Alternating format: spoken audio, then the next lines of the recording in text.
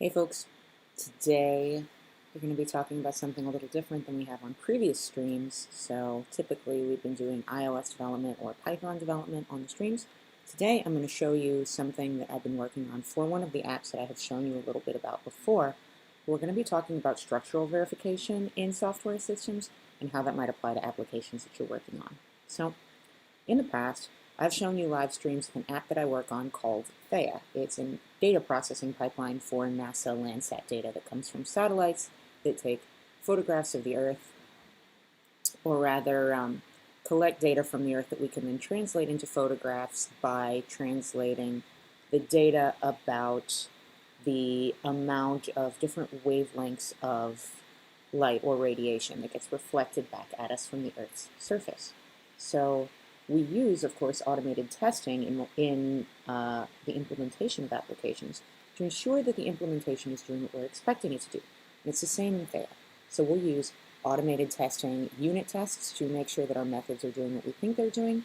We'll also use integration tests to make sure that the different pieces of the system are working together appropriately the way that we expect them to.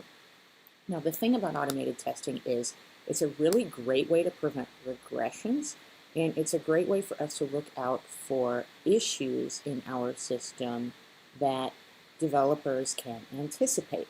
One thing that automated testing doesn't do for us particularly well is help us to identify issues that we're not anticipating. And for that reason, an automated test isn't necessarily going to allow us to go to production without issues. It's going to help us go to production without the issues that we anticipated.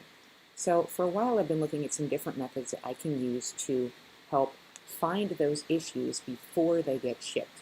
And structural verification is one of those. So when you're using a structural verification language like the one that we're going to look at today is Alloy, what you can do is define your data model extremely specifically and use the language to help you identify cases that you didn't think about, which I could describe in more detail, but I'm about to show you examples, and so I think the examples are going to make that much more clear. But they're really useful for identifying things like race conditions or situations where the data relates to each other in ways that we never intended, so that we can identify problems before we end up doing the actual implementation of the code. So let me show you what that might look like on theia, and I'll show you the data model and how I've gone about verifying it and all that kind of stuff. This is the first in, I think, 2 streams that we're going to do on this. There might be more than 2. There will be at least 2. In this one, what I want to do is walk you through my implementation so far and show you some of the syntax of Alloy. Not all of the syntax of Alloy, but some of it on a specific problem to give you an idea of how it might be used. Now in the second stream, I'm going to be pairing with Hello Wayne, who is, unlike me, an actual expert on this type of stuff. He's on the Alloy board, and he's written a book about TLA+, which is another domain-specific language that we might use for structural verification. And so what we're going to do on that stream is take the implementation that I've already written and review it for things that could potentially be changed to make it better and help it better verify what it is I'm trying to verify. So this is the first stream, introduction, provided to you by a relative beginner in the space, me. And then next time we'll hopefully be looking at some more advanced stuff. So let's go ahead and get into it here. And first, I think it would make sense to go over what theia does. So I've drawn you a little diagram here. And if you've watched the previous theia streams, this is all going to be familiar to you potentially. I'll put some of those streams in links in the description when this is over so that you can take a look. But so here is our, here is my diagram. And what I will do as well is, let me know if any of the font size isn't big enough or anything and I can change it. So what theia does is it allows researchers to say, I want data from these specific areas of the surface of the Earth from the Landsat system. And then I want to process that data in a certain way. Maybe I want to pull out specifically infrared radiation and make an image of that. And then what I want to do with that image is I want to tile it up into little squares and then have people look at the squares to see if they can identify kelp off of the various coasts and determine the patterns of kelp growth on the surface of the Earth. That's in fact exactly what a project does called floating forests, which I'll also put a link to in the description, and that you'll of course have heard of if you have seen my other streams on theia. But it generalizes beyond that as well, because we want researchers to be able to use it to compose different types of wavelengths into an image and tile it up and increase contrasts on different data streams for the data that they're collecting, and otherwise be able to manipulate the data where they first get it down from the Landsat service, and then later they put it up on a citizen science platform for people like you and me to help classify the images. Now, we want those stages of different transformations that they make on the data to be relatively interchangeable, so that researchers can pick and choose what stages they want to do, what order they want to do those stages in, and ultimately be able to define effectively what data they want and what they want their finished product to be, and then have the system put all of that together for them. So that's what this diagram is showing you, because there are some limitations on the way that a system like that would work. So inside of this big box you see an account. An account would belong to a research team. And on the bottom you see these researcher arrows. And what these researcher arrows mean is that these researchers would both have access to this account. So say you have two different researchers working together, they should both have access to the account. I'm seeing a notification on my OBS. Let me just check that real quick. Okay, it looks like it's fine. So this is our account, and on an account you can also, inside of an account you can have multiple pipelines. So that's what these three pipeline texts represent. Now I've only elucidated one pipeline, but the point is that this is what a pipeline looks like, and an account could have multiple. So here's our pipeline, and inside of a pipeline we have stages. So maybe those stages are: get the data from the Landsat service, compose several of the different types of wavelengths together into what would ultimately be an image, increase the contrast on one of those stages to make it more visible relative to the others, put, let's say, a little bit of a green filter over it to make the image look a little bit green. Then maybe we want to tile it up into several sub-images. Maybe we want to increase the contrast on each of those tiles. Then maybe we want to put some metadata on each of those images to indicate where it was taken, what time it was taken, those types of things. And finally, upload it to a people-powered science platform. Those are examples of stages that we might have here. So we have a list of stages. They go in a specific order. Each stage is only used once. And now you'll also see that each stage has two attributes, an input format and an output format. And now the way that I have represented this in this image, I've done the borders to have different shapes, because the thing is that the input format and the output format do need to match onto adjacent stages. Suppose that we get down TIFF data from the Landsat service. We need to convert that TIFF data, let's say, into PNG data in order to be able to tile it up into smaller images. And so when we go from TIFF to PNG, any stage that happens after the TIFF to PNG stage needs to be in PNG. And it can convert it to something else. But essentially, there have to be matching formats on the output format of one stage and the input format of the next stage. So researchers can't just put them in any order. There does have to be that stricture. That's what you see on these stages. So this is the visual representation of the model that we want for theia. I've attempted also to write out the rules right here, because these rules are what we're going to specify in alloy. We'll get to alloy here in a second.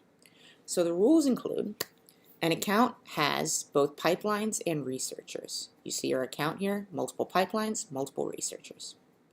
A pipeline has stages, same thing. All of an account's researchers have access to all of its pipelines. So for now we're keeping it simple. We're not worried about researchers having differential access to different pipelines within an account. We'll just assume a research team is working together on all of its pipelines. For now, also, a stage can only belong to one pipeline. A stage lives in one pipeline and is only used once in that pipeline.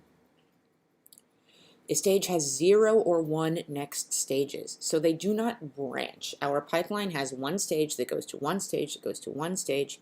The reason for 0 or 1 is that the final stage does not have a next stage. A stage has exactly one input format. It can't take both PDF and JPEG for now.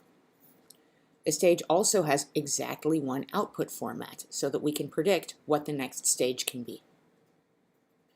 A stage's output format must match its next stage's input format if it has an input format. If a stage has no next stage, then its output format must be JPEG.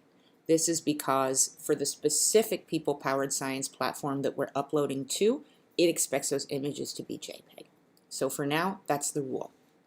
And finally, if a stage has no previous stage, so if it's the first stage, its input format must be TIFF. And the reason for that is that the Landsat service gives us data in the TIFF format. So these are going to be our rules, and we're going to specify them in Alloy. Now let me show you the Alloy editor. This is the Alloy editor. Once again, I've tried to make the text big enough. Let me know if it's not. So this is the Alloy editor. Alloy is a declarative, domain-specific programming language for structural verification. Let me explain that a little bit. So it's a domain-specific programming language. We have a number of different programming languages, and we tend to think of Python, Java, etc. as general programming languages. And that's not necessarily the case. It just so happens that they are languages designed for a specific purpose that most programmers that we think of in the mainstream kind of sense are employed to do, which is they are programming languages that are specifically designed for application development, web application development. However, programming languages can be used for a number of different things, web application development being only one of those things. If you're interested in reading more about this, I highly recommend Wordy Dream's blog on the topic, which I'll also link in the description. So, we have a domain-specific programming language here, but it's not for web application development. Alloy is specifically for structural verification. By structural verification, what I mean is that we will specify rules in Alloy for how our different objects can relate to one another. And Alloy will help us determine if there are any situations in which those rules could be broken, or if our objects are going to relate to each other in ways that we are not anticipating or not expecting. Then, when we go to implement our system, we will know those things and we will be prepared to put conditionals and boundaries into our code that prevents us from getting into states that we wouldn't have anticipated without Alloy, that we might have shipped and then had issues with later on. There are also, by the way, domain-specific programming languages for all kinds of things besides web application development and structural verification. For example, Modelica is a domain-specific programming language for modeling for engineering problems. This is a really deep space. I don't want to get too far into it today. That gives you an idea of what Alloy is. Finally, it's declarative. What does it mean to be a declarative programming language? A declarative programming language indicates what it expects its end state to be and defers decisions about how we get to that end state. Compare that to an imperative programming language, which is about assigning specific instructions to objects and telling them exactly how to get from point A to point B. We're going to delineate point B today in our Alloy code, and then it's going to use a SAT solver to describe all of the different hows that we could get to that point. And we'll be able to look at those and identify situations where stuff is happening that we don't want to have happening. And that's where we're going to end up being able to save ourselves time and heartache later when we've implemented a system, because we already know what we need to be guarding against from having used a tool like Alloy. All right, so now it's time to take these strictures and put them into Alloy. Once again, I'm going to remind you that I'm a relative beginner on this. Hillel's work is where you want to look if you want to learn more about this, or a couple of books that were written by folks who wrote and or specialized in these systems. I'll include links to that as well in the description. So let's take a look at what I have so far. As you can see, I've got a bunch of commented out code here. What I'm going to do is I'm going to comment it in little by little to show you how this works, because I am not experienced enough with Alloy to provide you a productive stream writing code from scratch. So I pre-wrote this. But I want to show you exactly how it works. So you see this keyword right here called SIG. SIG stands for signature, and it represents one of the entities in our code. You'll notice that these entities line up with the objects that we delineated here in our illustration. So we have SIG account, SIG researcher, pipeline, stage, and format. Now, let's talk about a couple of things about these. We have an account, a researcher, a pipeline, a stage, and a format. We also have these extensions. So let's look at format for a moment. We then have SIG, TIFF, JPEG, PNG, JSON, and CSV. They all extend format, and format is abstract. That means that we can't have just a format on its own without one of these types. We can only have instances of the extensions, and so we won't end up with plain old format in our model. We'll have TIFF, JPEG, PNG, JSON, and CSV. Later, we're going to do the same thing with stage, but in the meantime, I'm going to take the abstract off of stage so that we can show you that process. So these are our signatures, and now if I run execute, I get an instance. This instance is going to show me how several different instances of these signatures might relate to one another. So when I click this, I get this visualization. Let's take a look. I have an account here and two researchers who have accounts relationships to that account. That shows you a visual that explains what these things are. We have fields on signatures. The reason for this comma in front is so that we can have a list of them like this and have it pass the syntax compiler without having to worry about whether we ever have a comma on the end or don't have a comma on the end for the last one. So researcher has a field called accounts. It then has a quantifier, sum account. Sum means that it has one or more accounts. The default is 1. So in pipeline right here, under the field account, I could just do this. It's worth noting that in Alloy, you don't have fields for things like Boolean, strings, and integers. You only have fields that indicate how one signature relates to other signatures. We have a way to indicate a Boolean, which is to do something like SIG special pipeline in pipeline, which means some pipelines may be special pipelines and some pipelines may be not special pipelines at all. Let's see if we can get an example of that. So I'm going to click Next, and our SAT solver is going to go through several possible solutions. So here we have pipeline 1, which is a special pipeline. Whereas here we have pipelines that aren't special pipelines. That's the way that you would indicate a Boolean in Alloy. Here we have a pipeline that's not special and a pipeline that is special. But we don't need that for the purposes of our specific model right now. Okay, so the fields on stage then include pipeline. The stage has exactly one pipeline, an input format, exactly one input format, and an output format, exactly one output format. Once again, 1 is the default, so we can take these away.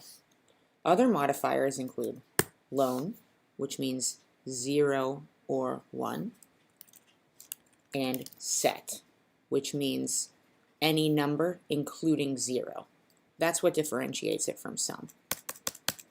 Okay, so let's execute again. We see here that we have researchers. They each go to accounts. That's fine. And then we have a pipeline here. That looks good. And we have these stages. Each stage has an input format and an output format.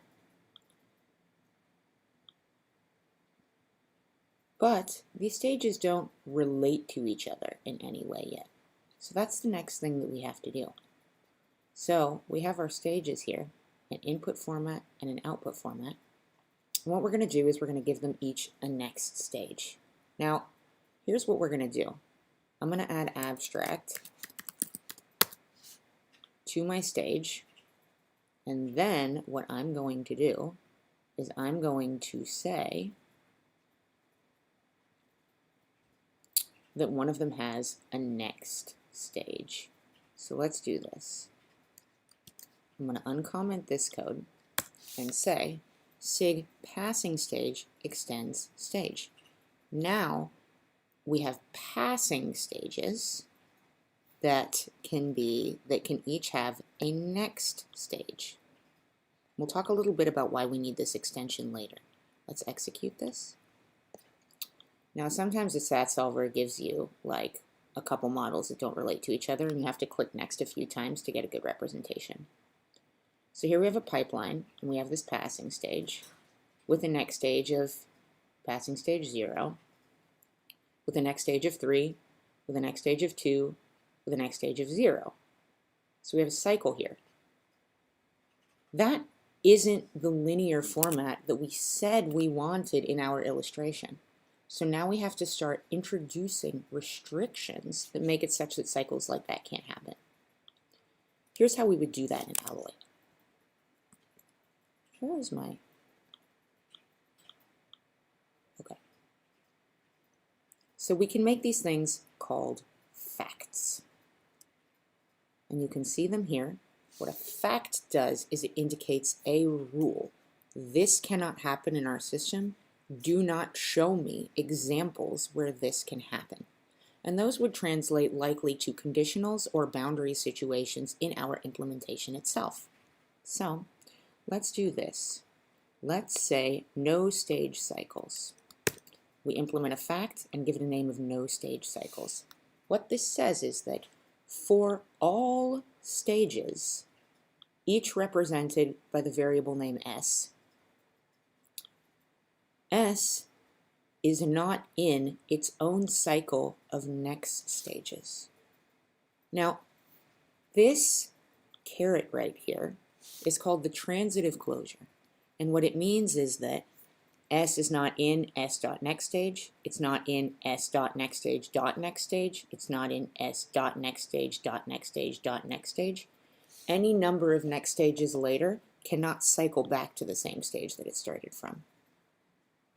So let's execute this and take a look at our examples. All right, we're looking at a bunch of examples here, but we're not seeing stages. And here's the reason for that. We said right here that the only implementation of our stage signature is the passing stage, which must have a next stage. But because we can't have cycles, we can't have them go around in a circle of any kind. So how are these stages supposed to always have a next stage if they're supposed to go in a line such that one of them won't have a next stage? This is where it becomes important for us to have different types of stages.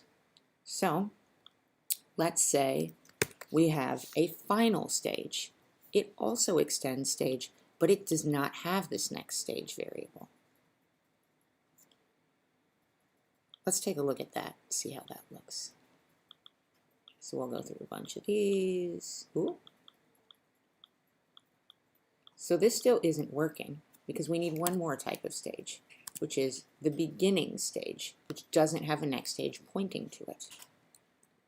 So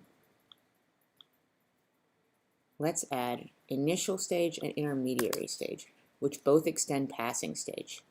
And let's make passing stage abstract in order to ensure that there is always either an initial stage or an intermediary stage. Finally, let's indicate that the pipeline has one beginning and one end, such that we don't end up with multiple initial stages or multiple final stages in our code. For all pipelines, the number of stages in the pipeline that are also of final stage is equal to 1. This octothorpe syntax is number of, and this and indicates set intersection. So the set of stages in this pipeline and the set of final stages in the whole model, when those intersect, the size of that set should only be 1. And the same for initial stages. Okay, a syntax error. The name stages cannot be found. The reason for this is that I wrote a convenience method in order to have this stages syntax available. I wrote a function right here. And functions in Alloy are chiefly used for legibility purposes. So I have a function called stages, which takes a pipeline, and what it returns me is p.tilde_pipeline.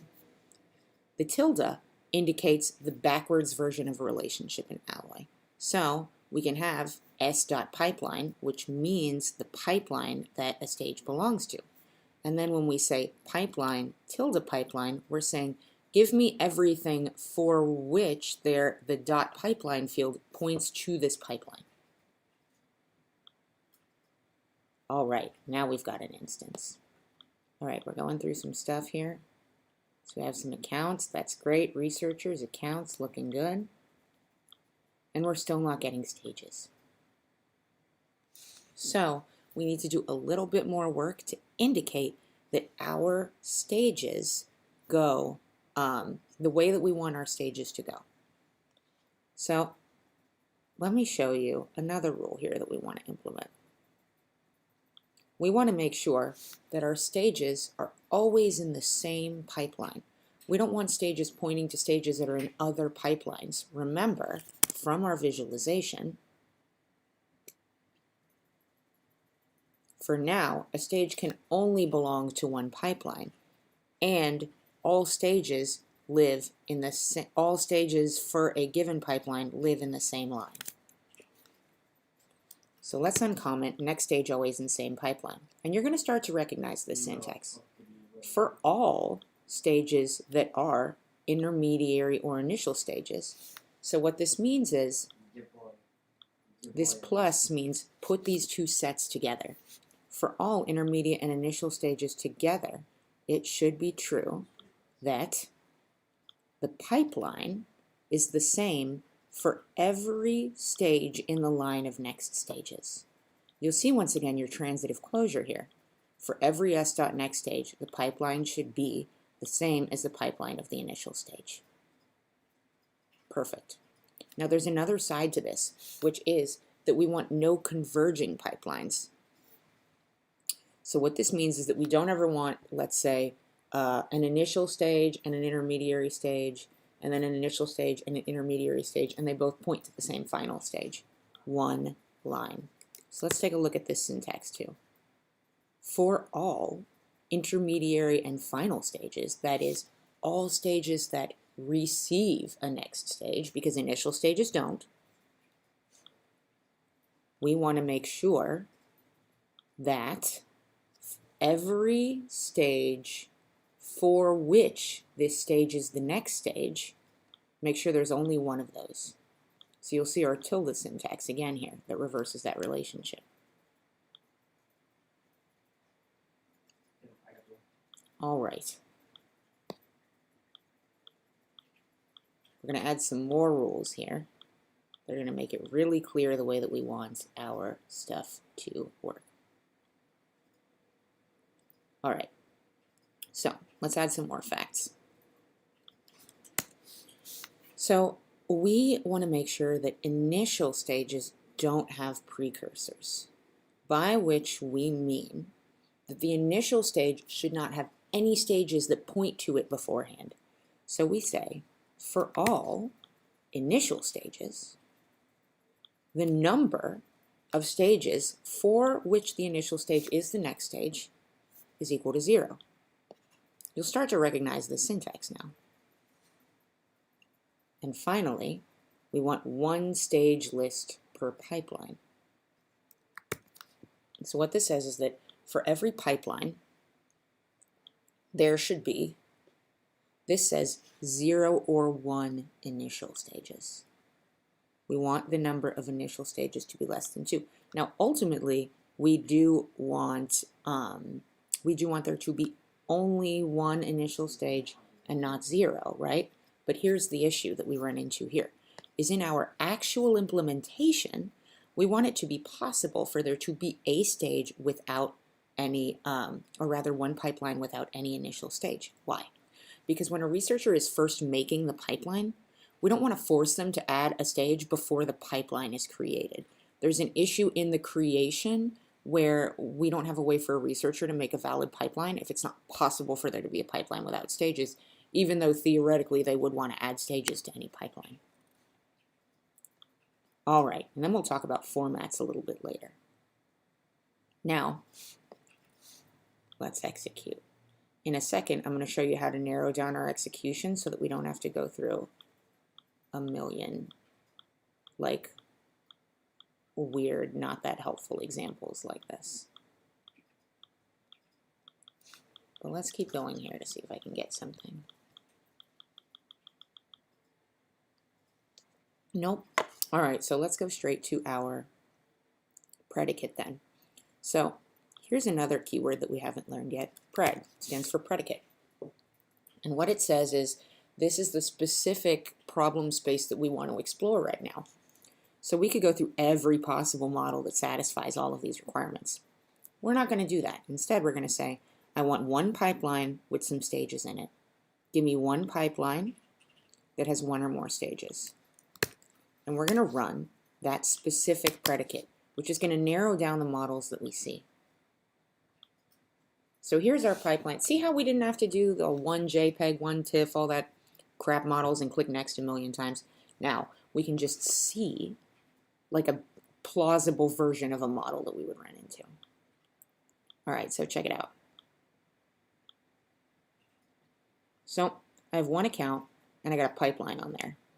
It's got an initial stage, and this is its pipeline, and a final stage, and that's its pipeline. So this looks good so far. We have two stages that both point to the same pipeline. And when we say next stage right here, the initial stage points to the final stage, and they both live in the same pipeline. So this is valid. Now let's talk about what we are seeing here. Check it out. What I'm going to do is I'm going to show you another keyword. But first, let's talk about how this model shows us that we need it. So we have final stage whose input format is TIFF, and whose output format is JPEG. And then when we have initial stage, whose output format is TIFF, and whose input format is JPEG. So we're going JPEG, TIFF, TIFF, JPEG. We currently don't have rules around that. So let's see. Let's say we want to check that all stages have matching formats. So we're going to say for every initial and intermediary stage, the output format of the of one stage is equal to its next stage's input format. And we're going to run this check. Run all stages have matching formats. The syntax error is correct. The name all stages have matching formats cannot be found. Might be my use of, like I said, I'm a beginner at the system, not great with the syntax. Whoa. Click the right button, Chelsea Try. Can I just do that? Okay, I can. So here's what check does. What check does is it says, make sure this is true for me. Executing check all stages have matching formats. And what it says is counterexample found. Wait a second, Chelsea. It's not always true according to your current rules that the output format of one stage always is equal to the input format of the next stage. So let's click on counterexample and see what it has found. Here's our pipeline, right?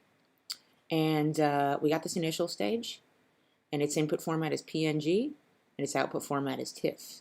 Its next stage is this intermediary stage, whose input format is TIFF, that's fine, but the output format is PNG, which goes to a final stage whose input format is also TIFF. And so if this stage's output format is PNG and it goes to another stage whose input format is TIFF, this final stage is not going to know how to process that data because it was expecting a TIFF and what it got was a PNG. That's not going to work in our pipeline. So we can use check to make sure that our system is subscribing to all of the rules that we've set out for it. Now, the way that I'm going to do this right now, the way that I'm going to make sure that all of these rules are satisfied, is I'm going to make a fact about that. And I understand that that is an anti-pattern, but I don't exactly understand how yet. And so in the next stream, I'm going to talk to Hillel about it, and we're going to figure out what I should be doing here instead. For now, what we're going to do is we're going to change this to fact. Do not show me any examples where all stages don't have matching formats. We're going to add two more facts here that also relate to formats. First, we want to make sure that initial stages have the right formats. Recall that we said if a stage has no previous stage, its input format must be TIFF. And if a stage has no next stage, its output format must be JPEG.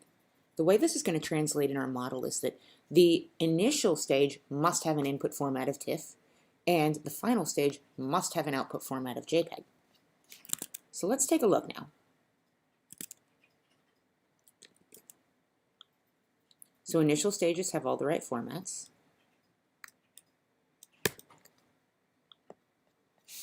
So I think I changed this actually from the initial spec that I wrote down, because what it does is the pipelines fetch data from an API, which gives us back information in JSON, and then it converts those to TIFFs. So our initial stage is always going to do this. And that's what this fact is representing. Let's look at another fact. Final stages have all the right formats. So a final stage can accept any input format as long as it matches the output format of the previous stage, but it must output JSON because that's how we're going to get all of the information up to our people-powered science platform. Let's take a look at all our code together. We got an instance. We got a pipeline, an initial stage, a final stage. They both point to the same pipeline. That's great. The input format on the initial stage is JSON. The input format on the final stage is TIFF. And the output format on the initial stage is TIFF. And the output format on the final stage is JSON. So it goes from JSON to TIFF, and then to the final stage, and from TIFF back to JSON. That works. Hopefully we'll see some with intermediary stages though. So let's click through and find some intermediary stage ones so I can show you what that would look like. Here we go. So we've got an initial stage right here. All three of these stages point to the same pipeline. We can ensure that that's true, in fact, by taking a look at our evaluator and saying pipeline stages. And we see we have initial stage, intermediary stage, and final stage. So we can use our evaluator to determine what all of the relations are in this code. We can also see a table view rather than the visualization if that helps us. So we can see that we have our stages and their next stage. So we see our initial stage goes to initial stage 0 goes to intermediary stage 0, which then goes to final stage 0. So we can track the lines of our stages this way. Now, let's use these tables to determine whether our requirement is satisfied. The initial stage goes to the intermediary stage 0. The initial stage 0 has an input format of JSON, fine, output format of TIFF, so the input format of intermediary stage 0 must therefore be TIFF. And we see that that is true. It then has an output format of JSON, so the final stage that intermediary stage 0 goes to better have JSON as its input format, and we see that that is true. Its output format is then JSON as per the fact that we created, and so this satisfies our requirements. Let's look at another example. Let me close the evaluator. Now let's say we want something with more intermediary stages and I don't want to have to click through everything. Let's change our predicate. Let's say one pipeline, some stage. And let's say, let's change this to one pipeline, some intermediary stage. So I'm going to say I want some intermediary stage. And that's going to guarantee me at least one intermediary stage. Let's see, what have I done wrong? I changed the name of this, and so I have to change the name where I call it. One day I will learn to code. All right, here we go. Instance found. So we got one intermediary stage here. 1, 1, 1, 1. I don't want to have to go through all of these, so this is what I'm going to do instead. What I'm going to say is run one pipeline some intermediary stage, but exactly, let's say 3 intermediary stage. I'm not sure this is going to work, but okay. So this is what we're going to do. We're going to do run for 20, but exactly 3 intermediary stage. So this is going to say run through with like 20 nodes. The default here, I believe, is 3. So we're going to say I want exactly 3 intermediary stage. I could say but 3 intermediary stage, which is going to give me 3 or fewer. I don't want 3 or fewer. I want like 3 or more, but this is going to give me exactly 3. Instance found. Boom. There's our complicated thing that we wanted to see. Right? Okay. So here's our pipeline. It's got 5 stages. Boom, boom, boom, boom, boom. An initial, intermediary 1, intermediary 0, intermediary 2, and a final. Let's check the input and output formats. So let's look at the input format. So the input format for our initial stage is JSON. And the output format for our initial stage is TIFF. The input format, therefore, for intermediary stage 1 better be TIFF, and it looks like it is.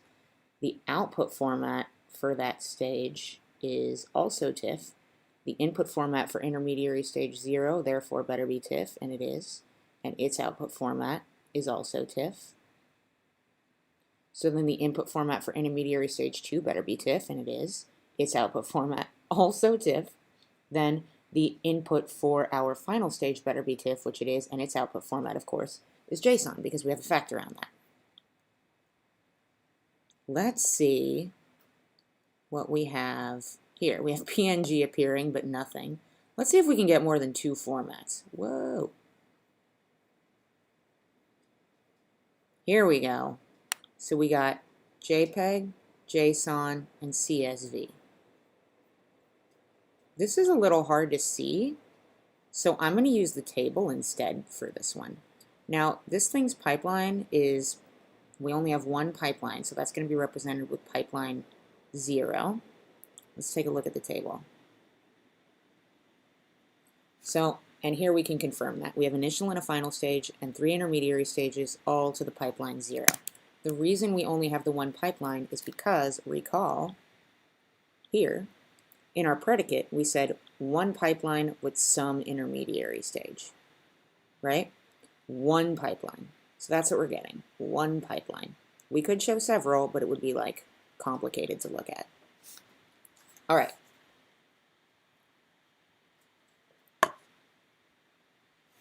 Here's our initial stage, right? So where does our initial stage go? It goes to intermediary stage 1. Therefore, the initial stage's output format, TIFF, should match intermediary stage's input format, TIFF. It does. Output format CSV. So intermediary stage 0, the next stage of intermediary stage 1, should therefore have the same input format, and it does. Now we could go through this for the entire pipeline, but the point is that we can then use looking at these examples to identify situations that we didn't expect or didn't want. And then we can use checks to ensure that things that we're concerned might happen are not able to happen in our system. So like I said, this was just my first crack at making a model that represents, or rather verifying, a representative model of the code for the NASA Landsat data processing pipeline. So in the next stream, what we'll do is take a look at this sort of ersatz example and see what we can do to make it better, make it more robust, and hopefully use it to check for even more edge cases in this data model that I might not necessarily be thinking about. So look forward to that. I'll publish a blog post with a recording of this stream, and that will tell you the date and time of that stream with Hilo. So I will see you at the very least then, and hopefully even before, doing something on our iOS app.